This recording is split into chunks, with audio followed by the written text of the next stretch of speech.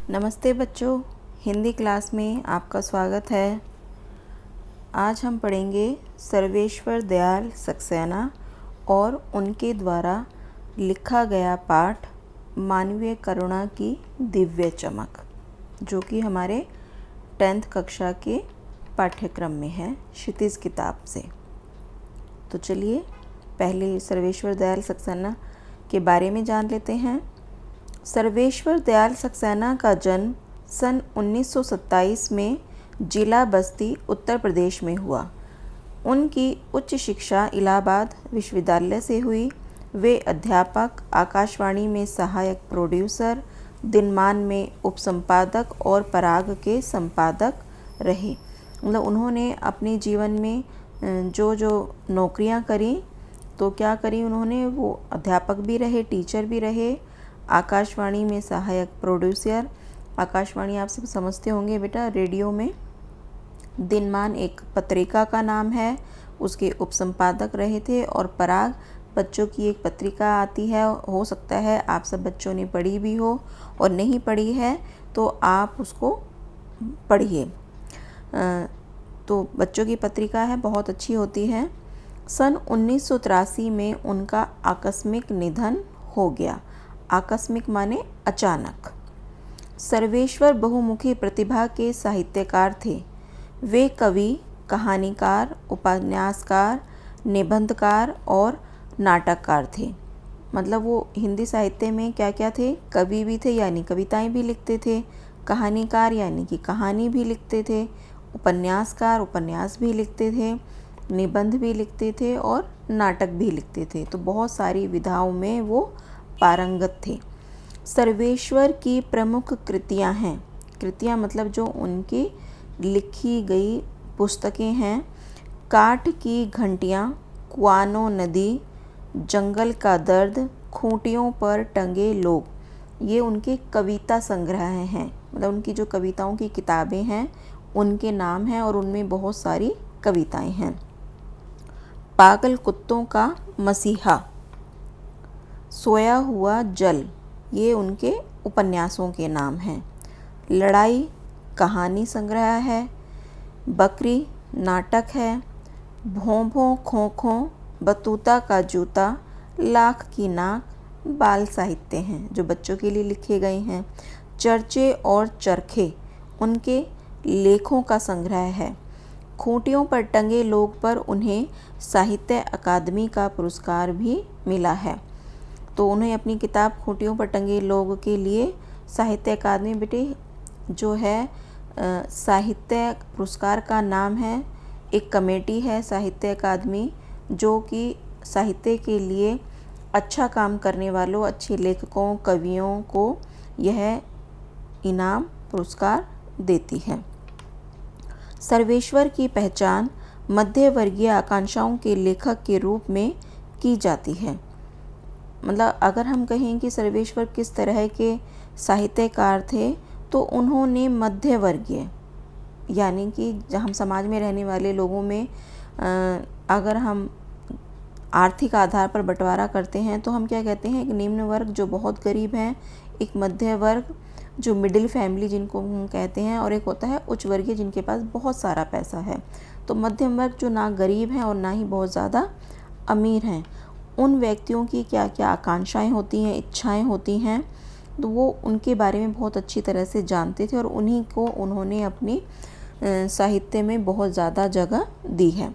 मध्य वर्गीय जीवन की महत्वाकांक्षाओं, सपनों, संघर्ष, शोषण, हताशा और कुंठा का चित्रण उनके साहित्य में मिलता है। तो मतलब इस वर्ग के लोगों के ये जो सारी सपने हैं, संघर्ष हैं, उनका किस तरह से शोषण होता है, वो कैसे निराश हो जाते हैं, उनके अंदर क्या क्या कुंठाएं हैं। मतलब कुंठा का मतलब कि बहुत सारी ऐसी भावनाएं जिनको वो बाहर नहीं निकाल पाते हैं। सर्वेश्वर जी स्तंभकार थे और चर्चे और चरखे नाम से दिनमान में जो स्तंभ लिखते थे उसमें बेबाक सच कहने का साहस दिखता है। स्तंभकार का मतलब होता है बेटे, स्तंभ यानी कि हम खंबा कहते हैं, पर लेकिन अखबार और पत्रकार की भाषा में अगर हम ये कहें तो अखबारों में बेटा होता है कि एक कॉलम होता है स्तंभ नाम से, तो उसमें एक व्यक्ति के जो ज्वलंत विषय हैं, जो हमारे समाज के रोज़मर्रा के विषय हैं, तो उनके बारे में लिखता है वो लेखक। तो उस तरह के लेख वो अखबार में लिखते थे, और जो भी लिखते थे वो सच लिखते थे, चाहे वो किसी को बुरा लगे, पर लेकिन जो सच्चाई थी वो हमेशा उसको सामने समाज की दिखाया करते थे। उनकी अभिव्यक्ति में सहजता और स्वाभाविकता है। संस्मरण स्मृतियों से बनता है और स्मृतियों की विश्वसनीयता उसे महत्वपूर्ण बनाती है। संस्मरण भी बेटे एक विधा है हिंदी की, जिसमें व्यक्ति जो है अपनी पिछली बातें जो उसके साथ गुजर चुका, और जब वो उनको याद करता है और याद करी हुई बातों को लिखता है, और लिखते हुए वो इतने सुंदर ढंग से लिखता है कि जैसे हमारे सामने जो उसकी बीती हुई घटना है वो हमारे सामने आकर के खड़ी हो जाती है, तो उसको हम संस्मरण कहते हैं। फादर कामिल बुल्के पर लिखा सर्वेश्वर का यह संस्मरण इस कसौटी पर खरा उतरता है। तो जो सर्वेश्वर दयाल ने फादर कामिल बुल्के पर अपना जो ये पाठ लिखा है वो इस कसौटी पर खरा उतरता है, यानी कि जो भी संस्मरण की कसौटियाँ हैं, विश्व स्मृति की जो जिसमें हम विश्वास करते हैं कि संस्मरण ऐसा होना चाहिए, वो अच्छी तरह से उनको पार कर लेते हैं।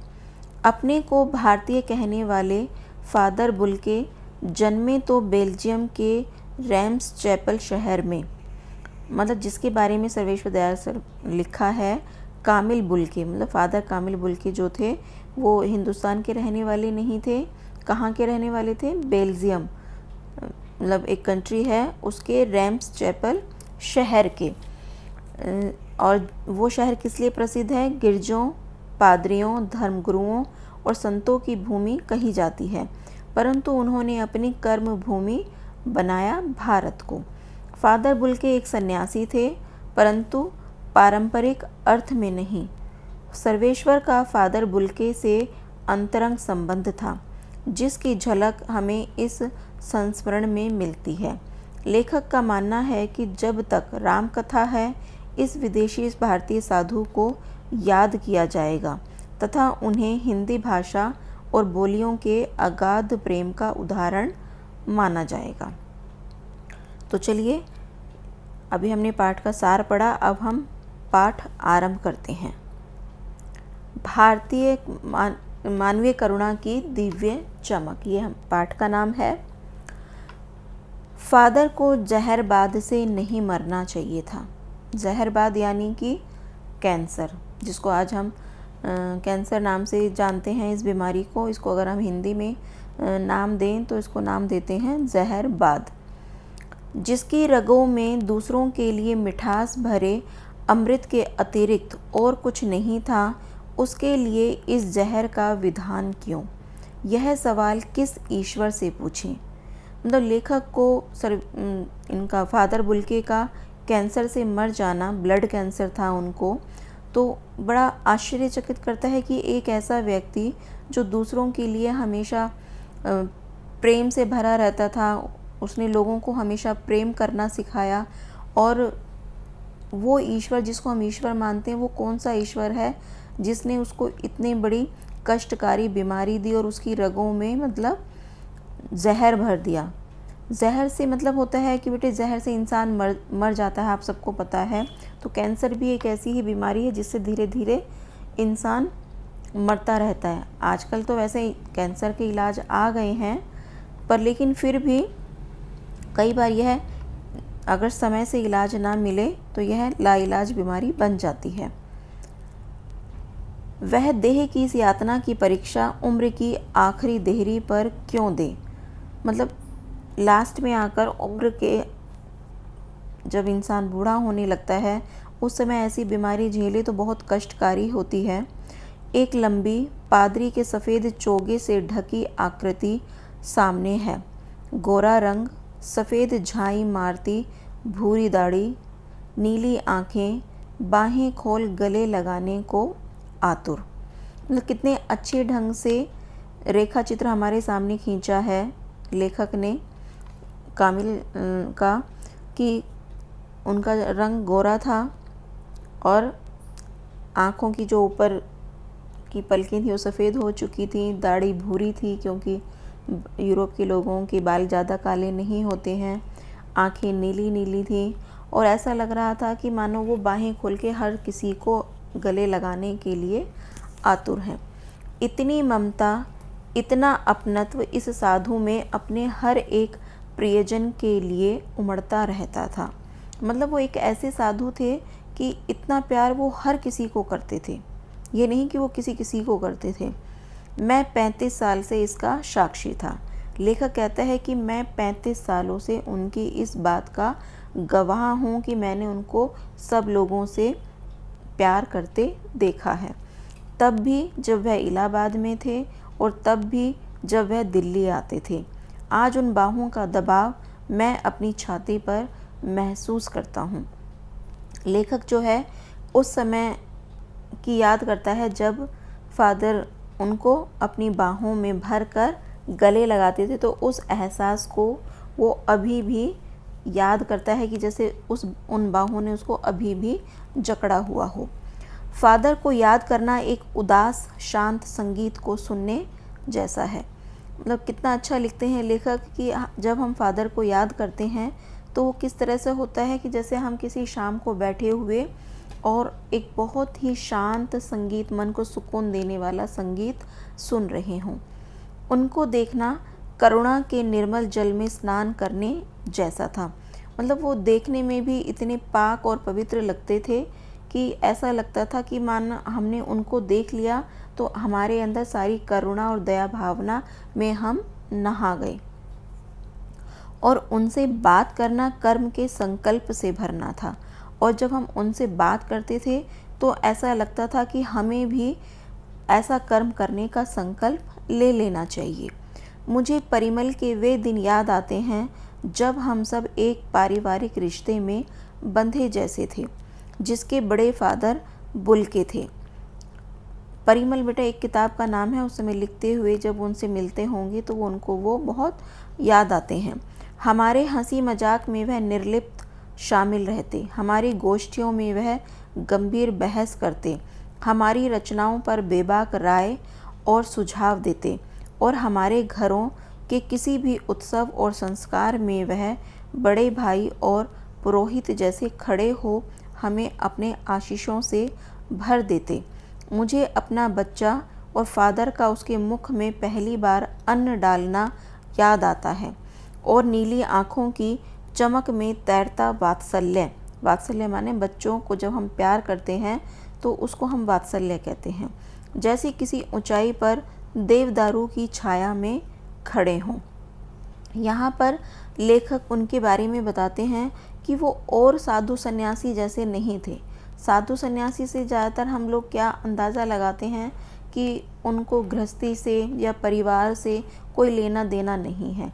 वो सारी मोह माया ममता सब छोड़ कर के और भीख मांगना या जंगलों में रहना, इस प्रकार के साधु नहीं थे। वो हमेशा पढ़ने लिखने में रुचि रखते थे, और ये साहित्यकार थे लेखक, और उनके दोस्तों के साथ भी वो उनकी विचार गोष्ठियों में बैठते थे, किताबों के ऊपर अपनी राय देते थे, आलोचना करते थे, नए सुझाव देते थे, और लोगों के घरों में फंक्शंस में भी जाया करते थे। शादी ब्याह के फंक्शन हो या बच्चे होने के फंक्शन हो, वहाँ जाकर सबके साथ मिलजुल कर प्रेम से वो सारे फंक्शंस को अटेंड किया करते थे। और लेखक याद करता है कि जब उसका अपना बच्चा पैदा हुआ था तो उन्होंने उस बच्चे को फादर से जब आशीर्वाद दिलवाया था तो कितना प्यार था उस बच्चे के लिए उनके मन में और उनकी आंखों में, वो लेखक को याद आता है। कहाँ से शुरू करें? इलाहाबाद की सड़कों पर फादर की साइकिल चलती दिख रही है। लेखक कहता है कि मैं याद करना कहाँ से शुरू करूँ, तो उसको वो सीन याद आ जाता है जब इलाहाबाद की सड़कों पर फादर साइकिल चलाते थे। वह हमारे पास आकर रुकती है, मुस्कुराते हुए उतरते हैं। देखिए देखिए, मैंने उसे पढ़ लिया और मैं कहना चाहता हूँ, उनको क्रोध में कभी नहीं देखा, आवेश में देखा है और ममता तथा प्यार में लबालब छलकता महसूस किया है। मतलब लेखक कहता है कि मैंने उनको कभी गुस्सा करते हुए नहीं देखा तो ममता रहती थी, या कभी कभी किसी बात को कहने का आवेश, यानी कि जल्दी से अपनी बात को कह देना। अक्सर उन्हें देखकर लगता कि बेल्जियम में इंजीनियरिंग के अंतिम वर्ष में पहुंचकर उनके मन में सन्यासी बनने की इच्छा कैसे जाग गई, जबकि घर भरा पूरा था, 2 भाई, 1 बहन, माँ, पिता सभी थे। तो लेखक उस पल के लिए हैरान होता है कि जब इतना अच्छा परिवार और एक इतनी अच्छी पढ़ाई करते हुए उनका मन कैसे पलट गया और कैसे वह एक दूसरी दिशा में मुड़ गए। आपको अपने देश की याद आती है? कभी लेखक ने उनसे बातें की होंगी तो उनका जवाब था, मेरा देश तो अब भारत है, मैं जन्मभूमि की पूछ रहा हूँ। हाँ आती है, बहुत सुंदर है मेरी जन्मभूमि, रेम्स चैपल। घर में किसी की याद? माँ की याद आती है, बहुत याद आती है। फिर अक्सर माँ की स्मृति में डूब जाते देखा है। उनकी माँ की चिट्ठियाँ अक्सर उनके पास आती थीं।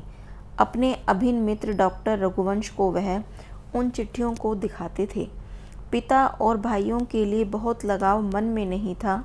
पिता व्यवसायी थे, एक भाई वहीं पादरी हो गए, एक भाई काम करता है, उसका परिवार है। बहन सख्त और ज़िद्दी थी, बहुत देर से उसने शादी की। फादर को एक आध बार उसकी शादी की चिंता व्यक्त करते उन दिनों देखा था। भारत में बस जाने के बाद 2 या 3 बार अपने परिवार से मिलने भारत से बेल्जियम गए थे। मतलब कभी भारत आए थे और वो यहाँ आकर उनको भारत बहुत अच्छा लगा और उन्होंने यहीं रहने का निर्णय कर लिया था। लेकिन मैं तो सन्यासी हूँ। आप सब छोड़कर क्यों चले आए?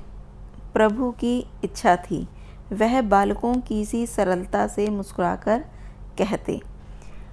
और इस बात का बेटे किसी के पास जवाब भी नहीं होता है कि इंसान कब किस पल में किस दिशा की ओर मुड़ जाता है। यह सब एक अचानक होता है कि कब मन में कौन सी भावनाएं बलवती होती हैं और हम अपना जीवन उसी ओर मोड़ देते हैं। तो ऐसा ही शायद उनके साथ हुआ होगा, तो वो उसको नाम देते हैं कि प्रभु की इच्छा, मतलब ईश्वर की इच्छा होगी कि मैं इस रास्ते पर आगे बढ़ूं। माँ ने बचपन में ही घोषित कर दिया था कि लड़का हाथ से गया, और सचमुच इंजीनियरिंग के अंतिम वर्ष की पढ़ाई छोड़ फादर बुल्के सन्यासी होने जब धर्मगुरु के पास गए और कहा कि मैं सन्यास लेना चाहता हूँ तथा एक शर्त रखी, सन्यास लेते समय सन्यास चाहने वाला शर्त रख सकता है कि मैं भारत जाऊँगा। भारत जाने की बात क्यों उठी नहीं जानता, बस मन में यह था। उनकी शर्त मान ली गई और वह भारत आ गए। पहले जिसेट संघ में 2 साल पादरियों के बीच धर्माचार की पढ़ाई की, फिर 9-10 वर्ष दार्जिलिंग में पढ़ते रहे। अब ये देखिए बच्चों, आपको यहाँ अंतर थोड़ा समझना होगा। हमारे देश में अगर हम ये कहते हैं कि कोई साधु सन्यासी है तो वो पढ़ते नहीं हैं, जबकि इन जो भी कोई साधु बनता है या सन्यासी बनता है तो उनको बहुत पढ़ना चाहिए धर्म के बारे में, उनकी अच्छाइयों के बारे में, उनकी बुराइयों के बारे में, तभी तो वो लोगों को समझाएंगे। और ऐसा नहीं है कि सब ऐसे हैं, हमारे यहाँ भी बहुत अच्छे पढ़े लिखे साधु सन्यासी ही रहे हैं, परंतु अमूमन लोगों की सोच ये है कि जो साधु सन्यासी होते हैं वो हर चीज़ से कट जाते हैं, पर ऐसा नहीं है। कलकत्ता से बीए किया और फिर इलाहाबाद से एमए। उन दिनों डॉक्टर धीरेन्द्र वर्मा हिंदी विभाग के अध्यक्ष थे। शोध प्रबंध प्रयाग विश्वविद्यालय के हिंदी विभाग में रहकर 1950 में पूरा किया, रामकथा उत्पत्ति और विकास। तो उन्होंने किसके ऊपर रिसर्च की? रामकथा के ऊपर, कि उसकी उत्पत्ति कैसे हुई और उसका विकास कैसे हुआ। परिमल में उसके अध्याय पढ़े गए थे। फादर ने मातरलिंग के प्रसिद्ध नाटक ब्लू बर्ड का रूपांतर भी किया है, नील पंछी के नाम से। बाद में वह सेंट जेवियर्स कॉलेज रांची में हिंदी तथा संस्कृत विभाग के विभागाध्यक्ष हो गए और यहीं उन्होंने अपना प्रसिद्ध अंग्रेजी हिंदी कोश तैयार किया और बाइबल का अनुवाद भी। और वहीं बीमार पड़े, पटना आए, दिल्ली आए और चले गए। 47 वर्ष देश में रहकर और 73 वर्ष की ज़िंदगी जीकर, मतलब कितना उन्होंने पढ़ाई करी और रिसर्च करी, और यूरोप के रहकर भी उन्होंने हिंदी भाषा और संस्कृत भाषा का गहन अध्ययन किया और अच्छी तरह से उसको बोलना, लिखना, पढ़ना सीखा। और सबसे बड़ी बात कि शब्दकोश तैयार किया हिंदी भाषा का। फादर बुल्के संकल्प से सन्यासी थे। कभी कभी लगता है वह मन से सन्यासी नहीं थे। रिश्ता बनाते थे तो तोड़ते नहीं थे। मतलब कई बार उनके अंदर बहुत सी आदतें ऐसी थीं कि जिनको देखकर लगता था कि वो सन्यासी नहीं थे, क्योंकि सन्यासी किसी से रिश्ता नहीं रखते। लेकिन लेखक कहता है कि जिस किसी से वो रिश्ता जोड़ लेते थे तो वो कभी तोड़ते नहीं थे। 10 साल बाद मिलने के भी उसकी गंध महसूस होती थी। वह जब भी दिल्ली आते ज़रूर मिलते, खोज कर, समय निकालकर, गर्मी, सर्दी, बरसात झेल कर मिलते, चाहे 2 मिनट के लिए ही सही। यह कौन सन्यासी करता है? उनकी चिंता हिंदी को राष्ट्रभाषा के रूप में देखने की थी। हर मंच से इसकी तकलीफ़ बयान करते, इसके लिए अकाट्य तर्क देते। बस इसी एक सवाल पर उन्हें झुंझलाते देखा है और हिंदी वालों द्वारा ही हिंदी की अपेक्षा पर दुख करते हुए उन्हें पाया है।